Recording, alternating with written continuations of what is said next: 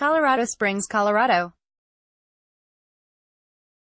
Top officials from the powerful Koch network warned that President Donald Trump's tariffs, and his divisive governing style, stand to create long-term damage to the country as donors assembled here to kick off their twice-yearly confab Saturday.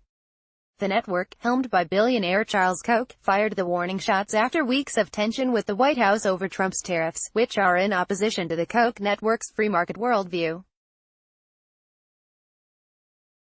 Story continued below. The divisiveness of this White House is causing long-term damage, said Brian Hooks, one of Charles Koch's top deputies, during a briefing for reporters.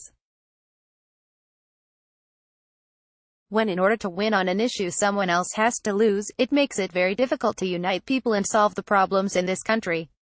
You see that on trade. In order to get to a good place on trade, convince the American people that trade is bad. A video produced by the Koch network focuses on the dangers of anti-free trade sentiment across the country. In it, Charles Koch warns that the current rise in protectionism represents a natural tendency, but it's a destructive one. A failure to embrace innovation has doomed many, Koch warns, while images of shuttered Blockbuster Video and Borders bookstores flash on the screen. Koch leads the influential network, which consists of conservative donors who pay a minimum of $100,000 each year. At their donor confab 6 months earlier, Koch officials had lavished praise on Trump and congressional Republicans for passing a tax reform package, a long-term goal of Republican donors like the Kochs. By signing up, you agree to receive email newsletters or alerts from Politico. You can unsubscribe at any time.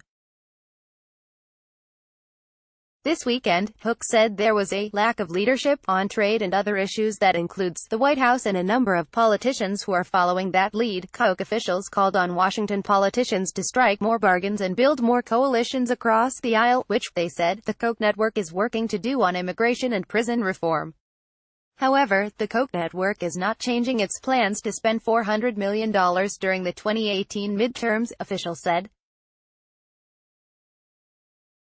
The gathering marks the first time donors are convening since David Koch left the network in June. Charles Koch, 82, joked to donors about his good health and commitment to his conservative network during a lakeside cocktail reception. "In case I looked like I was weaker, I assure you, I am not getting weak in the knees," he said.